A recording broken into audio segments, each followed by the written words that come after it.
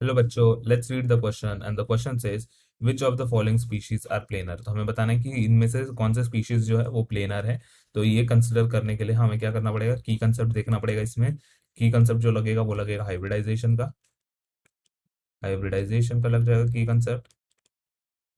अब हम एक एक करके मॉलिक्यूल्स के सारे हम ज्योमेट्री निकाल लेंगे और देखेंगे कि क्या शेप है इसमें प्रेजेंट।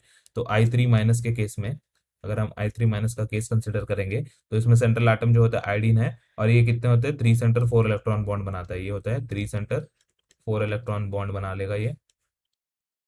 इसका अगर हम शेप कंसिडर करेंगे तो I3 है, तो I3 में क्या हो जाएगा, यहाँ पर हम आयोडीन लिख लेंगे और इसका हो जाएगा लीनियर लीनियर हो जाएगा। और यहाँ पर लोन पेयर प्रेजेंट होंगे इस प्रकार। तो ये तो लीनियर है और यहाँ पे क्या लिखा है, प्लेनर बताना है। तो ये तो हमारा ऑप्शन जो है I3- वाला क्या हो जाएगा, ऑटोमेटिकली इनकरेक्ट हो जाएगा। दो XgF2 जो है वो क्या हो जाएगा, XgF2 के केस में भी वो लीनियर हो जाएगा, क्योंकि हम XgF2 अगर देखेंगे तो यहाँ पे जीनॉन जो है इस तरह प्रेजेंट होगा and then fluorine fluorine present होगा इस तरह। और इसमें होते हैं कितने, इसमें होते हैं बाकी तीन, यानी 6 वैलेंस इलेक्ट्रॉन बचते हैं। तो 6 वैलेंस इलेक्ट्रॉन कैसे इस तरह लोन पेयर के केस में प्रेजेंट होंगे। And since this is linear तो ये भी क्या हो जाएगा, इनकरेक्ट हो जाएगा। तो ClF3 दो it is going to be T shaped, here what will happen, ClF3 के केस में ये टी शेप जैसा हो जाएगा। तो ClF3 अगर हम कंसिडर करेंगे तो ये हो जाता है Cl यहाँ पर प्रेजेंट होगा और फ्लोरीन इस तरह से टी शेप्ड की तरह हो जाएगा, क्योंकि यहाँ पे दो लोन पेयर प्रेजेंट होते हैं। तो ये भी क्या है, इनकरेक्ट, प्लेनार नहीं है। ऑप्शन नंबर बी H2O की बात करेंगे, ये तो सारे हो गए ऑप्शन नंबर ए की।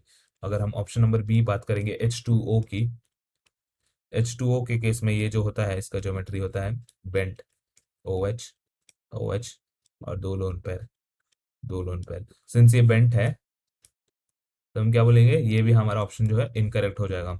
और फिर बाद में अगर हम आगे का कंसिडर करेंगे जो है ICl2, तो ICl2 का क्या होता है, वो भी एक लीनियर शेप होता है, इसीलिए वो भी इनकरेक्ट हो जाएगा। तो वो भी ऑप्शन जो है हमारा इनकरेक्ट है। अगर हम लास्ट वाला चेक करेंगे ऑप्शन नंबर सी, जो है XgF5-XgF5-, तो XgF5- के केस में क्या हो जाता है कि अगर हम इसका शेप कंसिडर करेंगे XgF5- का, तो XgF5 में होते हैं 5 फ्लोरीन एटम प्रेजेंट। ठीक है, तो 5 फ्लोरीन एटम कैसे प्रेजेंट होंगे, यहाँ पर अगर हम इसका स्ट्रक्चर बनाने जाएंगे तो हमारे पास होता है जीनॉन, और जीनॉन पे यहाँ पर ऐसे 2 फ्लोरीन हो जाएंगे और यहाँ पर हो जाएंगे 3 फ्लोरीन। और इसके साथ साथ दो लोन पेयर इसके ऐसे प्रेजेंट होंगे, क्योंकि XgF5- है। तो इसमें जो इसका शेप बोलते हैं हम इसे कहते हैं पेंटागोनल प्लेनर। ये होता है पेंटागोनल प्लेनर।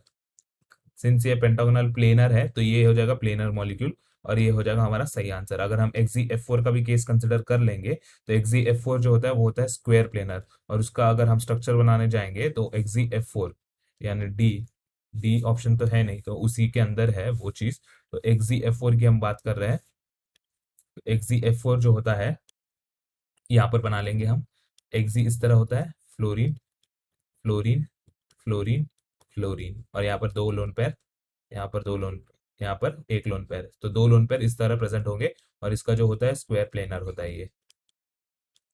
और BF3 तो हमें पता ही है, ये होता है ट्राइगोनल प्लेनर इस प्रकार, BFFF, ये होता है ट्राइगोनल प्लेनर। इसीलिए ये क्या हो जाएगा, हमारा तीनों तीनों हो जाएगा planar, and hence our option number C will be correct because option A and B are incorrect. So option D, that is all are correct, B incorrect हो जाएगा। तो only correct is option C. Hope you understood it well. Best of luck.